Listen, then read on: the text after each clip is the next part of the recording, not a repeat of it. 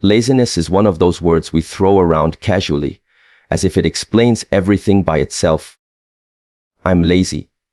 He's lazy. She just doesn't try. But if you examine it closely, laziness is rarely the core issue. It's almost always a mask. A mask that covers fear, avoidance, and the refusal to confront the difficult truths of responsibility. When someone says they're lazy, more often than not what they mean is that they are afraid. Afraid of starting because they might fail. Afraid of failing because they might look foolish. Afraid of moving forward because it will demand sacrifice. Laziness is the mind's way of protecting you from discomfort, but in doing so, it robs you of growth. Think about it. Every time you've put something off, studying, finishing a project, making a phone call, it wasn't that your body literally lacked the ability to act. You weren't incapable of moving your hands or speaking words. What happened is that your mind manufactured excuses to shield you from the potential pain of rejection, the struggle of effort, or the possibility of falling short. Laziness is avoidance disguised as rest.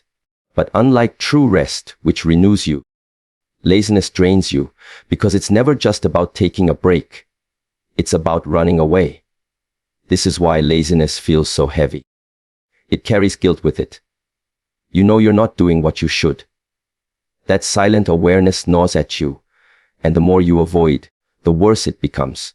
So what begins as, "I'll just relax for a moment," spirals into self-doubt and self-contempt. You don't trust yourself anymore, because deep down you know you're not living up to your own potential. And that's dangerous, because once you stop trusting yourself, you lose the foundation of personal confidence. The first step to killing laziness is not to pretend it's about being too tired or about lacking motivation, but to recognize what it really is: fear. Once you see it for what it is, you can confront it. And when you confront fear, it begins to lose its power. So the next time you feel laziness creeping in, don't just say, "I don't feel like it."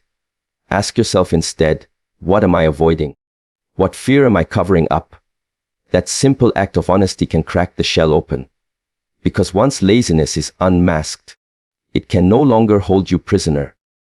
Laziness isn't a lack of energy, it's a refusal to face life. And the moment you decide to face it, the chains fall off. Laziness thrives when your life has no structure. If you wake up without a plan, without a clear target in mind, the easiest thing to do is drift. And drifting feels harmless at first. It's just one more hour of scrolling, one more day of postponing, one more week of telling yourself you'll start tomorrow. But drifting slowly erodes your sense of purpose. Human beings are not designed to live without direction. When there is no structure, no rhythm to your days, chaos fills the gap, and laziness becomes the default state. Structure is not about control for its own sake. It's not about making your life rigid or robotic. It's about building a framework that keeps you anchored to the values you've decided actually matter. Imagine a ship without a rudder. It doesn't matter how strong the sails are. The waves will toss it wherever they want. That's what life without structure looks like. You might have talent, intelligence, or ambition, but without daily systems that point you toward your goals, all that potential goes unused. Laziness doesn't even have to fight you. It simply steps in when you have no guardrails. Think about your mornings. If the first thing you do is reach for your phone, you've already handed over your attention to randomness. Compare that to someone who wakes up, makes their bed, sets a clear task for the day, and gets moving. It's not that the second person is superhuman. It's that they've built a structure that eliminates unnecessary choices. Discipline is nothing more than choosing once, in advance, and then letting that structure carry you forward. The paradox is that structure, which many people fear will limit their freedom, is actually the thing that makes freedom possible. When you don't waste time deciding every hour what to do, you liberate mental energy to focus on what matters. You move from drifting to directing, from reacting to creating. And in that shift, laziness has less and less room to survive. So if you want to kill laziness, don't just wait for motivation to strike. It won't. Instead, build structure into your life so that action becomes automatic. Laziness dies in the presence of order. The moment you impose structure, you stop drifting and start steering, and that changes everything. Laziness is rarely just about not wanting to move. More often, it's about fear. Fear disguises itself in subtle ways. Fear of failure, fear of looking foolish, fear of discovering that you're not as capable as you imagined. It's easier to sit still than to risk disappointment. So laziness becomes a shield, a quiet excuse to avoid confronting reality. And the problem is, the longer you hide behind that shield, the heavier it gets. Eventually, it doesn't just protect you from failure. It suffocates you from the inside out. Every meaningful action in life requires stepping into uncertainty. You don't know if the business will succeed, if the book will get finished, if the conversation will turn out the way you hope. And the mind, being clever, whispers, why try at all?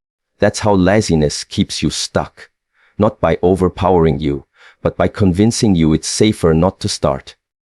But here's the paradox. The only way to discover your potential is by walking straight into the unknown. By taking action despite the fear. You prove to yourself that you are more resilient than you imagined. Psychologically, there is nothing more destructive than avoiding responsibility. The weight you think you're sparing yourself by staying inactive doesn't vanish. It accumulates. And the more you avoid, the more your confidence erodes. Action, even imperfect action, restores that confidence. It's through the small risks you take each day that you build the courage to take larger ones. The man who confronts fear with action may stumble, but he grows. The man who avoids it under the mask of laziness slowly withers away. This is why laziness must be recognized not as harmless idleness, but as a form of fear disguised. And fear, when confronted, loses its grip. When you see that the world doesn't end if you fail, when you realize that stumbling is part of the process of standing tall, then laziness has no ground left to stand on. The only cure for fear-born laziness is courage expressed through action. Every step you take against fear is a declaration that you refuse to waste your life in avoidance.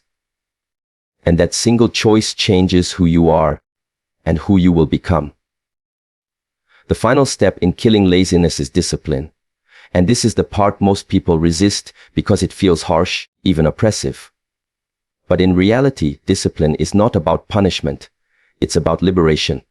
Without structure, your life is at the mercy of your impulses. And impulses, if left unchecked, pull you toward the easiest path, which is almost always the path of decay. Laziness thrives where there are no boundaries, no rules, no expectations. Discipline provides the fence that keeps chaos from swallowing you whole. Think about it. The person who cannot wake up when the alarm rings is not free. He is enslaved to comfort. The person who cannot control his time is not living, he is drifting. Freedom is not the absence of rules. Freedom is the ability to act in alignment with your highest values, regardless of how you feel in the moment. And that ability is only forged through discipline. Discipline is what transforms intention into reality. You can dream, you can plan, you can visualize success all day long, but without the discipline to sit down, focus, and do the work, those dreams remain fantasies. This is why so many intelligent people fail. Not because they lack potential, but because they lack discipline. They mistake inspiration for transformation, forgetting that change only comes from consistent, repeated action, often in moments when motivation is nowhere to be found. And here's the profound truth: discipline is not just about building habits, it's about shaping identity. Every time you resist the temptation to procrastinate, every time you follow through on what you said you would do, you are telling yourself a story. I am the kind of person who keeps moving forward no matter what. That story builds momentum. And momentum builds a life. Yes, discipline is demanding. Yes, it asks you to do what you do not want to do. But that is precisely why it is powerful. It requires you to rise above laziness, above fear, above the small voice that insists comfort is enough. Discipline is not your enemy. It is your most loyal ally in the pursuit of freedom and meaning. The choice is simple. Either submit to laziness and watch your life waste away, or embrace discipline and discover what you are truly capable of.